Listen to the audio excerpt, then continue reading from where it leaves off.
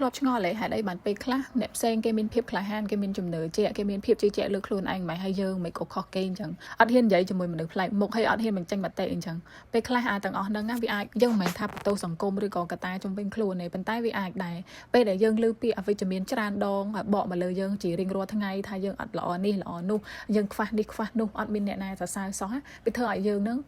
តើយើងរឹងមាំខ្លាំងណាប៉ុន្តែបើសិនជាយើងនៅរៀងក្មេងហើយយើងអត់ទាន់ស្វែងយល់ពីខ្លួនឯងច្បាស់ទេអាពីអវិជ្ជមានទាំងអស់ហ្នឹងគឺដូចថាពីមួយថ្ងៃទៅមួយថ្ងៃវាធ្វើឲ្យយើងនឹងខ្លាចជាមនុស្សអសមត្ថភាពបដ ாய் វាធ្វើឲ្យយើងនឹងរៀងអន់ណា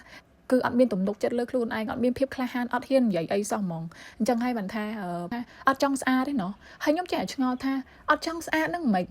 មិនបានគាត់សួរសំណួរទាំងអស់ហ្នឹងអត់ចង់ស្អាតទេណាក៏ចង់ស្អាតដែរហើយគាត់ថាអត់ចង់ស្អាតទេណោះមិនក៏មិនព្រមលៀបលេទៅមិនក៏មិនព្រមទៅអ៊ុតសក់ត្រង់ទៅហើយអាហ្នឹងផឹងណានិយាយទៅត្រូវអ៊ុតត្រូវពុតរហូតអញ្ចឹងសុំចិត្តអ្នកដែលអាសាសួរសំណួរគេបែបភ្លាវៗណាអាចថាសួរគេថាឥឡូវមិនអត់ក្រក់ម៉េះឥឡូវដូចអត់សូវស្រស់លក្ខណៈថាសំណួរដែលធ្វើឲ្យអ្នកដទៃទទួលបានភាពអវិជ្ជមានណាសំណួរទាំងអស់ហ្នឹងសុំគិតមុនទៅមុននឹងយើងសួរគេណាថាតើសំណួរទាំងអស់ហ្នឹងយើងសួរទៅគេអាចប៉ះពាល់អារម្មណ៍គេដែរអត់ខ្ញុំឥឡូវឈប់ទទួលបានសំណួរទាំងអស់ហ្នឹងហើយខ្ញុំអត់មានខ្វល់ទេហើយសារទាំងអស់ហ្នឹងក៏មិនមែនសម្រាប់អ្នកណាម្នាក់ដែលកំពុងសួរសំណួរហ្នឹងមកខ្ញុំដែរគេគាត់សួរមែន5 6ឆ្នាំមុនប៉ុន្តែឥឡូវខ្ញុំអត់សូវបានទទួលសំណួរទាំងអស់ហ្នឹងទេគ្រាន់ថាខ្ញុំចង់ផ្ដាំផ្ញើពាក្យទាំងអស់ហ្នឹងសម្រាប់អ្នកដែលចូលចិត្តអាសាសួរសំណួរហ្នឹងទៅគេអត់ចង់ឲ្យអ្នកដទៃទៀតដែលជាជនរងគ្រោះដែលទទួលបានសំណួរទាំងអស់ហ្នឹងគាត់មានអារម្មណ៍ថាគាត់នៅតែបន្តទទួលសំណួរហ្នឹងដដែលពេលខ្លះទាំងអស់គ្នានិយាយលេងដូចនិយាយមែនតើណាអាសំណួរទាំងអស់ហ្នឹងហើយដែលធ្វើឲ្យពេលខ្លះក្មេងដែលគាត់រៀងអត់ទាន់ស្គាល់តម្លៃខ្លួនឯងអត់ទាន់មានភាពជឿជាក់លើខ្លួនឯងដូចរុញច្រានដូចឧទាហរណ៍សាមញ្ញមួយវាសិនជាសំណួរហ្នឹងគាត់លឺដដែលពេលដែលគាត់ទៅស្រុកគាត់ទៅរៀននៅភ្នំពេញដល់ពេលឲ្យតែគាត់ចូលស្រុកពេលណាគាត់លឺសំណួរទាំងអស់ហ្នឹងគឺស្ទើរថាគាត់អត់ចង់មកស្រុកហ្មងហើយបើសិនជាអ្នកផ្ទះសួរសំណួរអញ្ចឹងទៀតគាត់អត់ចង់ចូលផ្ទះហ្មងខ្ញុំចង់ឲ្យអ្នកដែលអាសាសួរសំណួរទាំងអស់ហ្នឹងឲ្យយល់ពីអារម្មណ៍ដែលយើងដាក់សំណួរទៅគេផងពេលខ្លះគ្នាអត់សូវចេះនិយាយអីចឹងទៅហើយចេះតែបៀមទុកនឹងខ្លួនឯងចេះតែ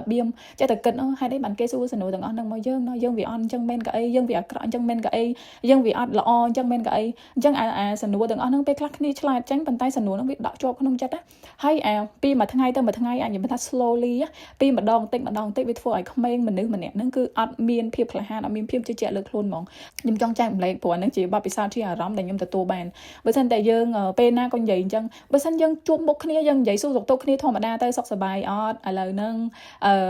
ធ្វើការងារមិនដែរអីអញ្ចឹងណាសំណួរមួយចំនួនវាធ្វើឲ្យប៉ះពាល់អារម្មណ៍អញ្ចឹងណាជួយ share វីដេអូនឹងផងអ្នកដែលគាត់ចង់ឲ្យអ្នកដែលអាសាសួរសំណួរទៅគេហ្នឹងឲ្យបានស្ដាប់វីដេអូនឹងផងឲ្យគាត់